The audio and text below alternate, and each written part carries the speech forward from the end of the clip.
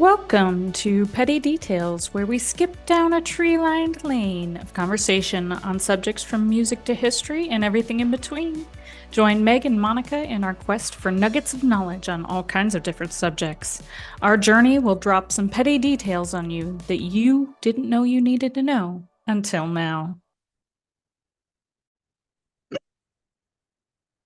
All right, so today we have a lists episode for you.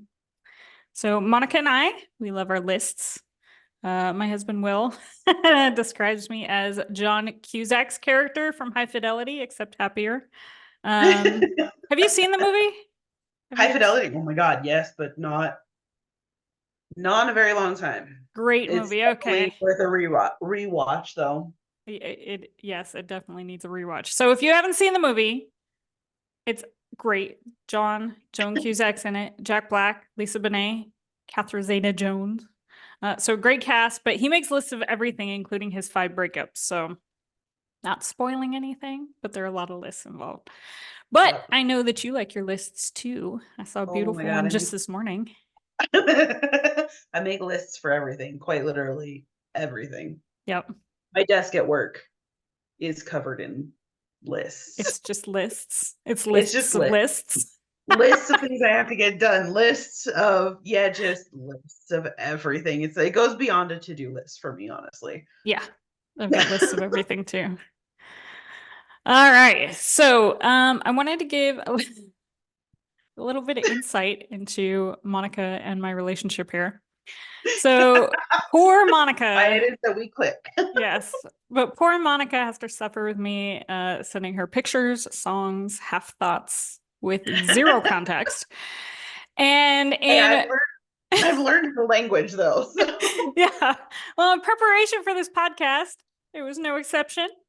I sent her a bunch of random songs about 3 months ago with no context at all and just said homework. So And did I do said homework? Maybe. maybe. Some of it. I don't know if you remember these songs, but we're gonna find out real quick. So, um, for everybody, including Monica, I will not be playing songs on this podcast because, frankly, I'm broke and lazy, and I don't want to figure out how to pay for the rights or any of that. So, I will give you all of the information that you need to go and look them up on YouTube. So, Monica, you might have to pause this podcast so you can go listen. I don't think any of these songs are like songs that you haven't heard. Okay, that's not true. The covers you've heard. So that means I've heard the originals too, just not by the person who did them. Well, yes. Technically speaking. Technically, I guess, yeah. So our list today is 5 songs you probably didn't know were even covers. All right, are you ready? Let's do this. All right. So I know that you know this one because you love this song. I love this song. It's a great song. Shameless. Did you know that even though it was made famous by Garth Brooks, it is actually a Billy Joel song? What? Yes. Yep. No. I'm It still is. playing the song in my head and I'm trying to I can only hear Garth Brooks. Yeah. No, it's a Billy Joel song. I cannot picture Billy Joel like singing that song. I'm also just trying to like imagine that song in Billy Joel genre because it's just such a country song. It's such a Garth Brooks song. It Like is, yeah. And hell? it was, but this isn't the only cover that Garth Brooks has done. Colin Baton Rouge was a No. cover. I mean, there have been a few Oh, of them that he's, so that one I knew was a cover. yeah, it's a good one too.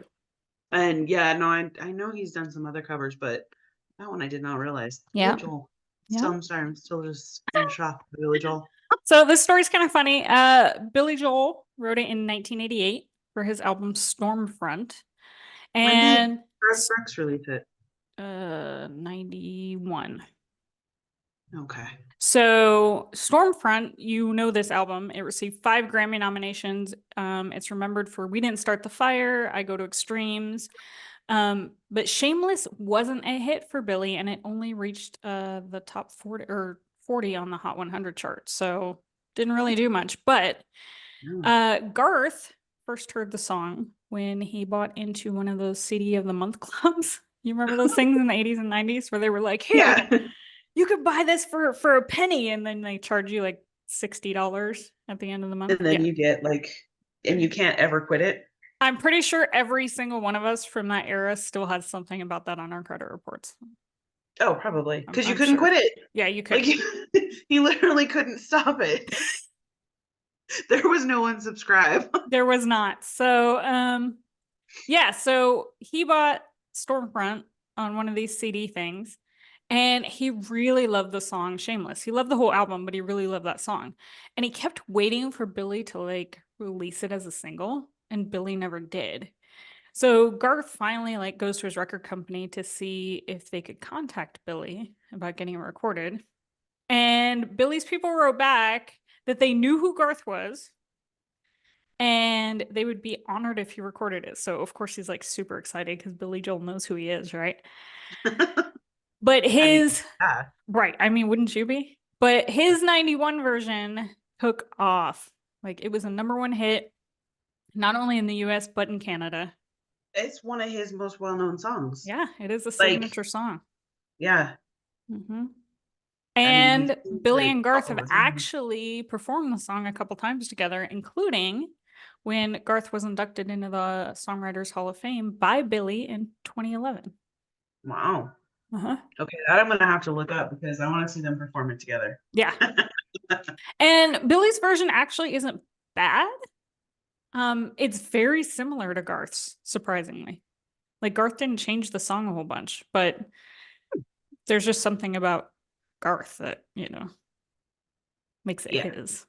It's because it's Garth. Yeah. All right, you ready for the next one? Yeah, let's do it. Okay.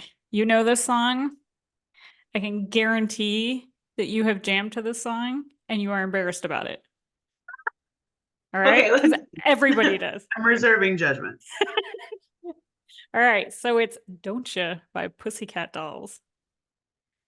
Okay, yeah. I've jammed down to that one. I know you have because I think we've done it in the car together. Probably. Wait, who sang the original? So there is like a lot of weirdness with this song.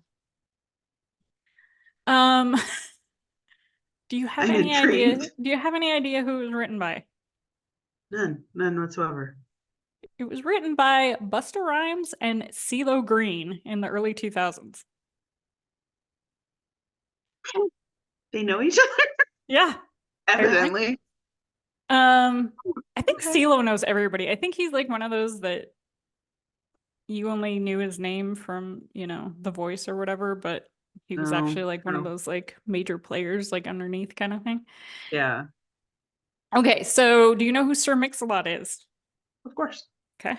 So What do the you mean you don't know chorus who actually Mix-a-Lot comes So the chorus actually comes from his song Swass.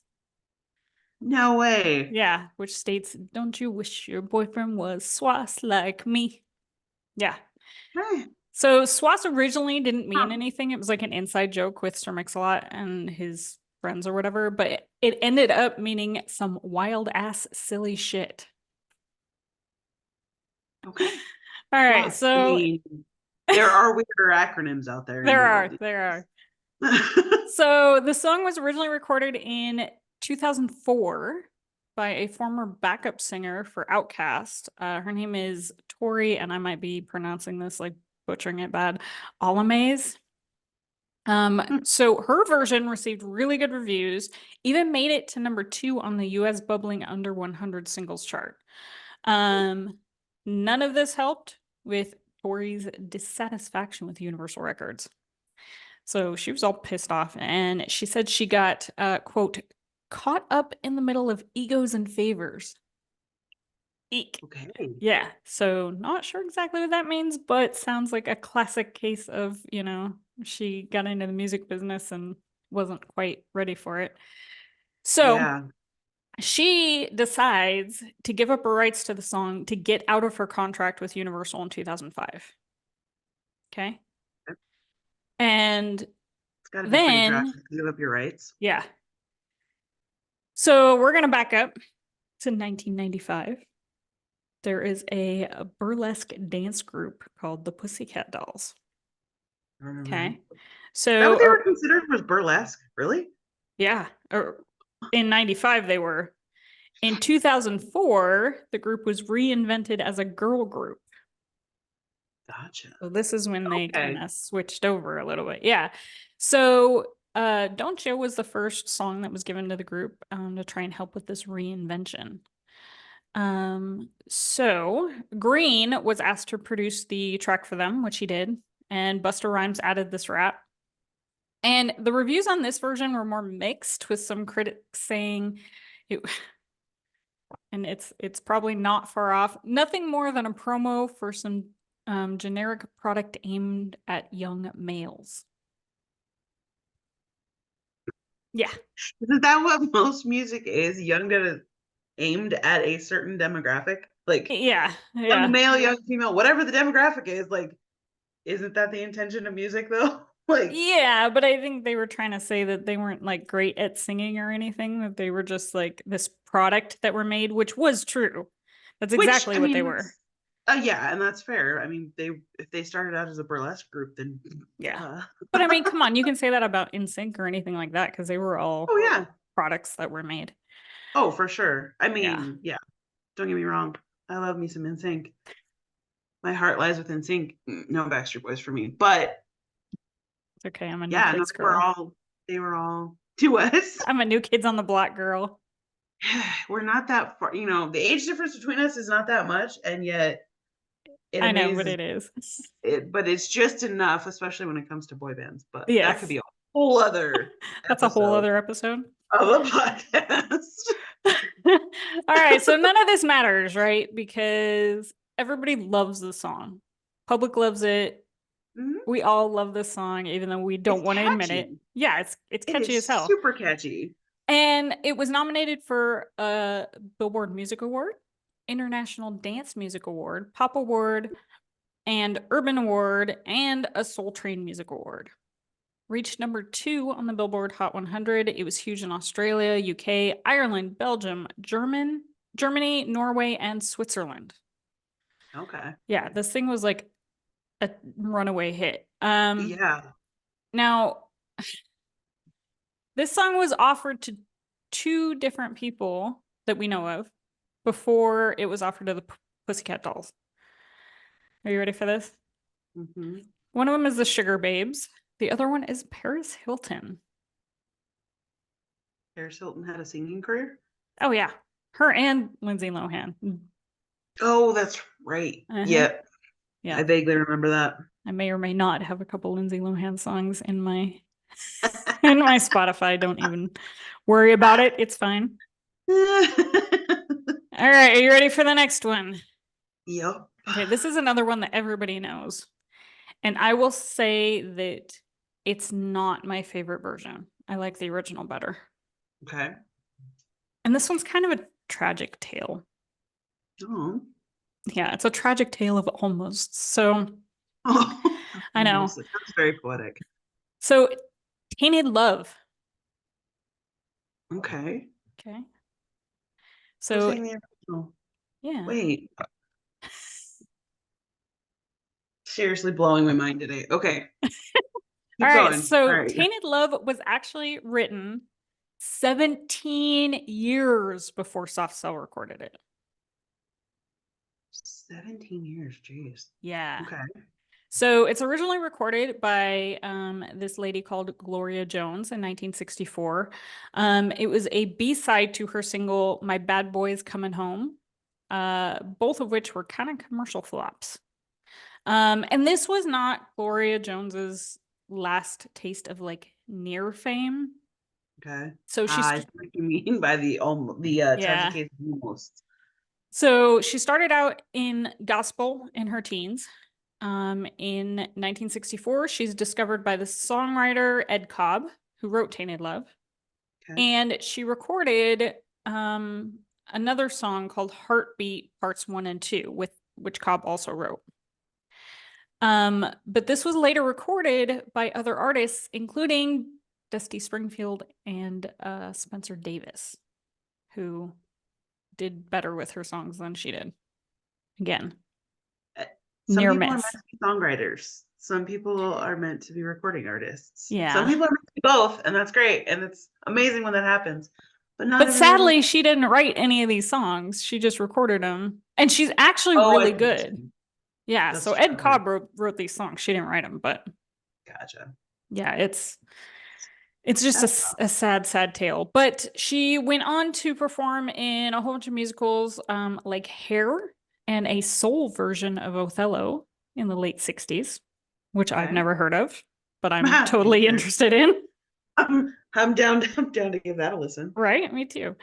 And then Motown asked her to write for them, where she wrote for Gladys Knight and the Pips, the Four Tops, Jackson 5, and the Commodores. So she was a songwriter, just not the ones that she recorded.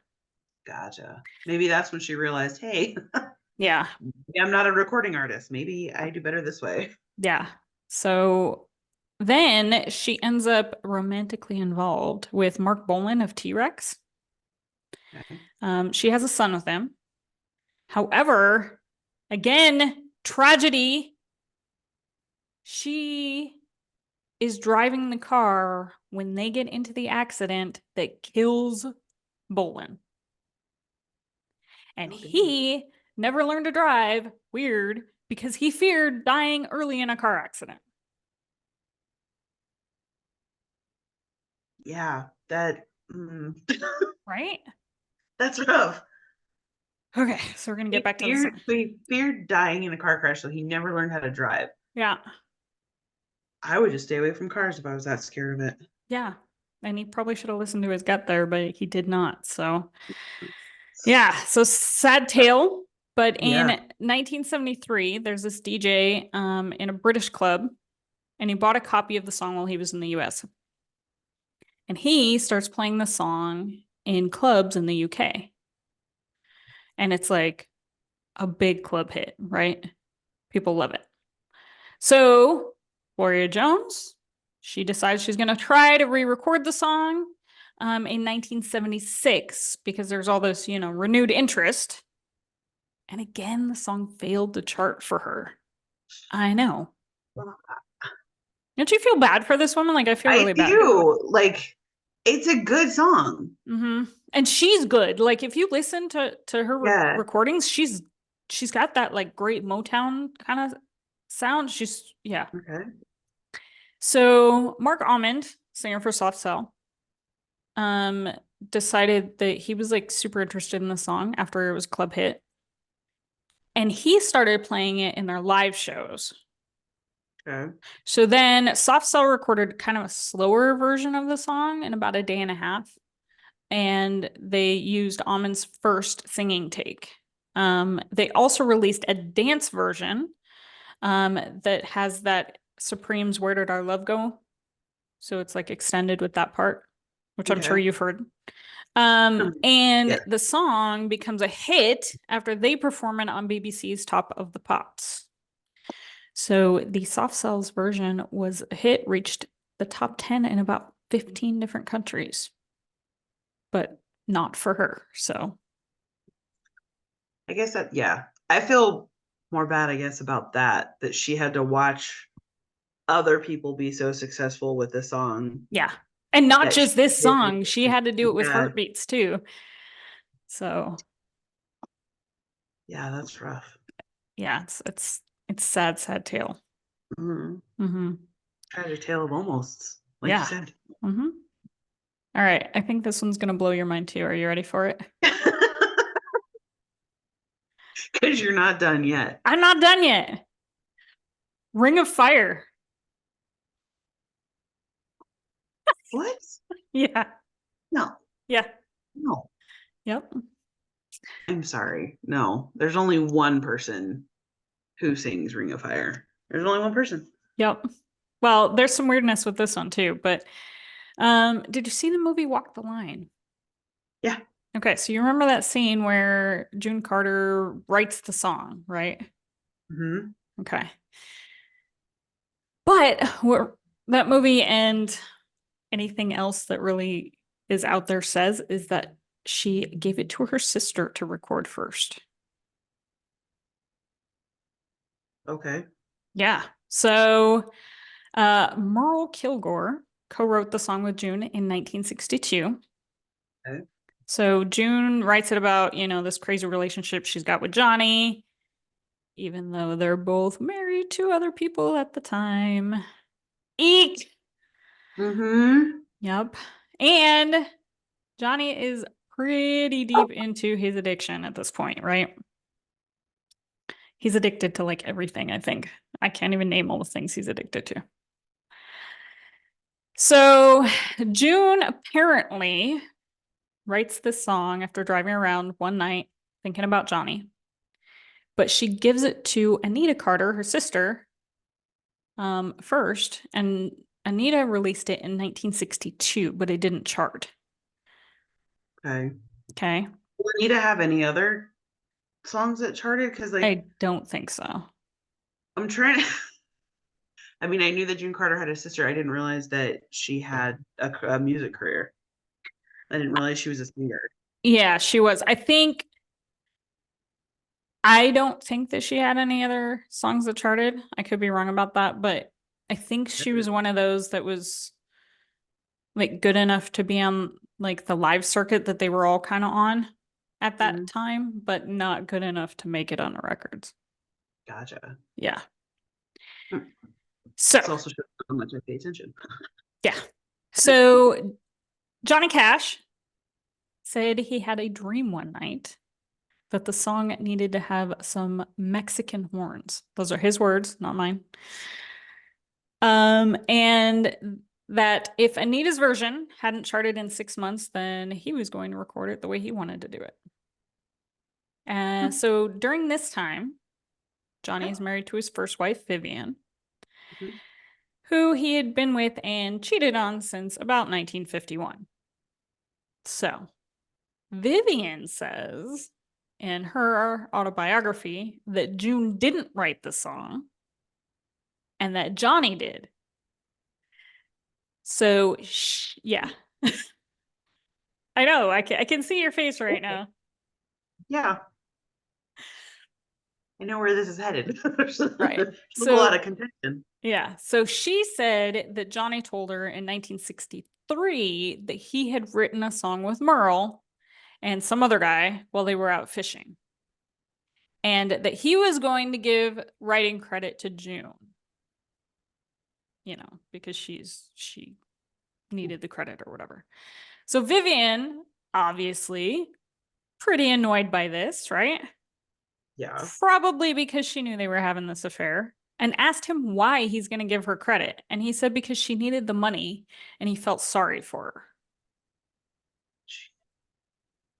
So Vivian says that Johnny wrote the song while drunk and was talking about certain private female body parts, which I don't know that makes it better for me. I think it makes it a lot worse for me. Yeah.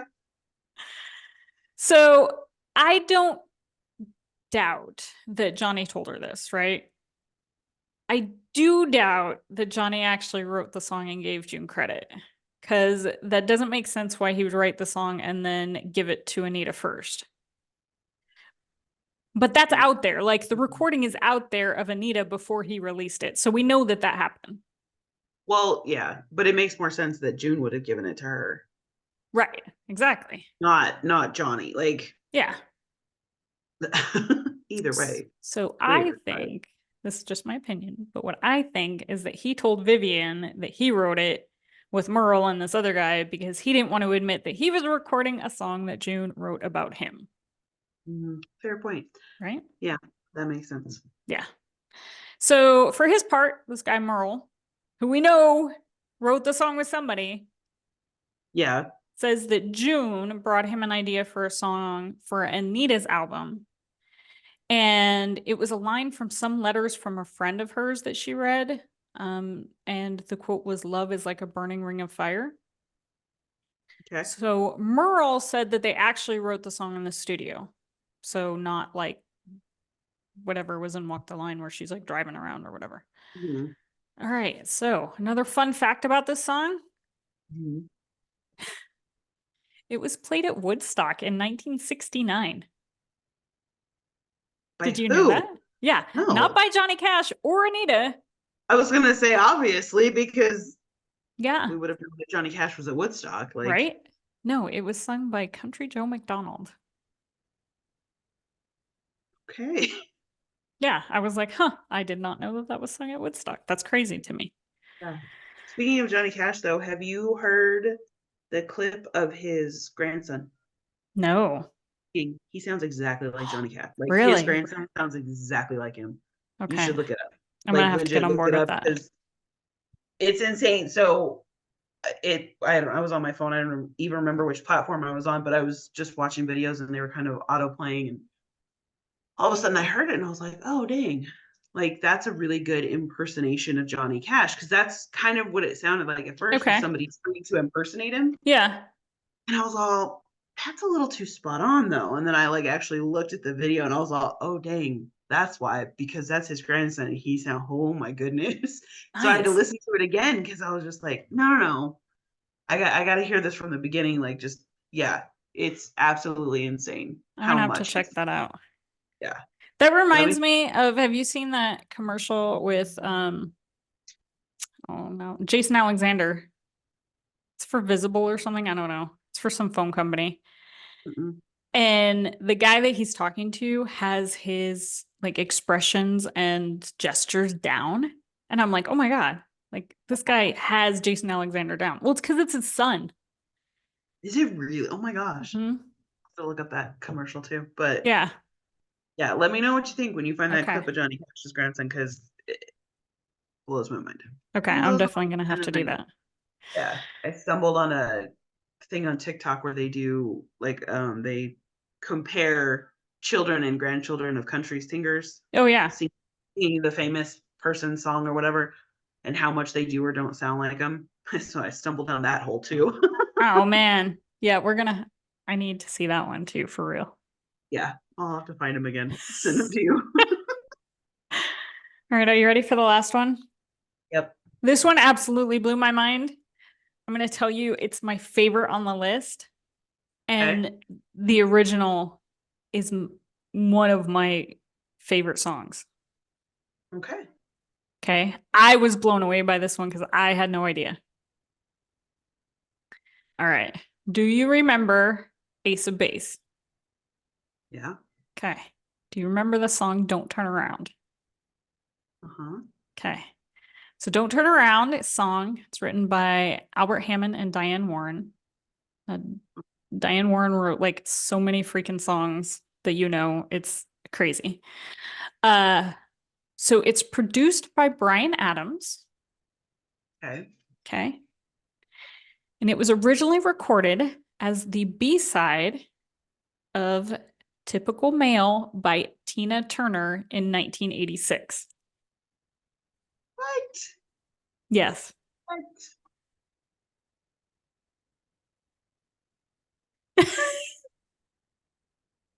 I'm gonna have to look that one up too because I can't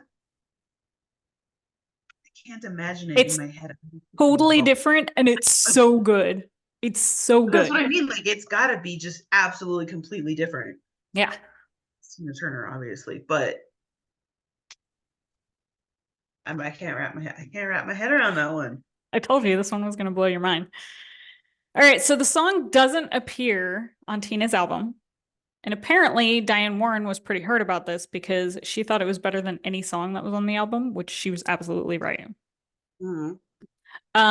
It wasn't even included on an album of Tina's until 1994 when she released a compilation album. Really? Yeah. It was only released as that B-side until 1994. Yeah. So Tina's version obviously never charted, but it's too bad because it's amazing. So this isn't the first time that it's been covered though. So in 1987, Luther Ingram did a cover of it that charted at 55 on the R&B charts in the US. Yeah. And then in 88 is when it kind of took off a little bit because there's this British group called Oswald Might Okay. be mispronouncing that one too. But they did a reggae cover of this, and that's what caught the public's attention. So the Okay. Oswald version samples the Righteous Brothers' You've Lost That Love and Feeling and Irma Uh-huh. Franklin's Piece of My Heart.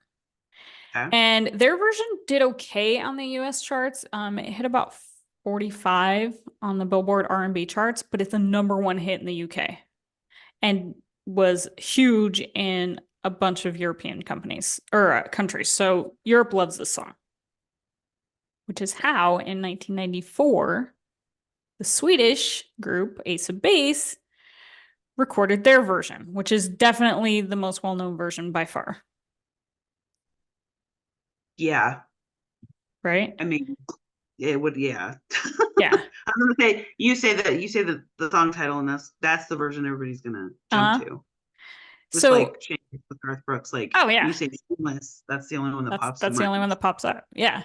So what's funny about this is that it was suggested that they make a cover of Oswald's version and add a rap verse. So I don't know that they even knew that it was a Tina Turner song. Probably not, honestly. Probably not. So their version, I can't believe this either, only made it to #4 on the Hot 100 chart. But this song Really? is everywhere on the radio. Like I know you remember this. It was everywhere. Yeah. Yeah. So it's also being played on the European Airplay chart, Border Breakers, and it was spots 1 and 2 for 36 weeks over there. And it also made the top 10 in top 10 and 20 in 13 different countries. So it's huge. Huge. Okay.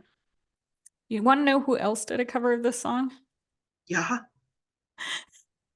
Neil Diamond did a cover of this song in 1992. What? I'm having a hard enough time picturing Tina Turner. Yeah, Neil Diamond. Neil Diamond. Mm-hmm. Okay. I mean, all right. It's Stranger. crazy, right? Well, yeah. Yeah. Stranger things, I guess, have happened, but So good though. So good. Definitely like my favorite on this list. yeah. Well, there's so much behind it. Like there's so much back and forth in history. It just, Yeah. yeah. And it's funny because like I said, it sounds so different that when you listen to it and you don't know like what it is, Yeah. you're like, man, like this sounds familiar, but you can't place it. Okay. Yeah. But it's really good. Freaking hilarious, dude. So there you go. Those are your 5 covers you probably didn't know were covers. Did you know any of those were covers? No. No, I did not. Like I knew that, like I said, I knew Garth Brooks did other covers. I didn't realize Shameless was a cover though. Yep. Huh. Interesting. There you go. You're welcome. I have blown your mind today. You have so many levels. So many levels. All right. Well, then I guess it's time that you go and listen to the Tina Turner version. Yeah, I'm gonna have to listen to the Tina Turner version. I need to listen to the Billy Joel version of Shameless too, because I'm curious now. Yeah. That one, like So I said, it sounds basically the same. yeah, but it's Billy Joel. It's just like missing something. You know what I mean? It's just like Yeah, missing that love and spark. feeling. Yeah, yeah. It's missing the love. Oh man. Wait, how did I end up with homework off of my Y- homework? You had homework like 3. I sent you all these songs, so you have them somewhere. I know. I do have them somewhere. Just scroll through our text messages for 3 months and you'll find them. Good luck with that. You'll So be I'll better be off just here finding still them. scrolling tomorrow. It's just easier just to look them up again. Pretty much. Pretty much. Yeah. Yeah. All right. So that is our episode of the lists. I hope that you guys enjoyed it. The lists. Oh, Yeah. there will be more lists, I'm sure. Oh, absolutely. Yes. Lists are a way of life. All right. So from Meg and Monica, signing off. Bye, everybody. See ya. Thank you, Monica, our guest hosts, and listeners for getting into the petty details with me today. Stay petty, my friends.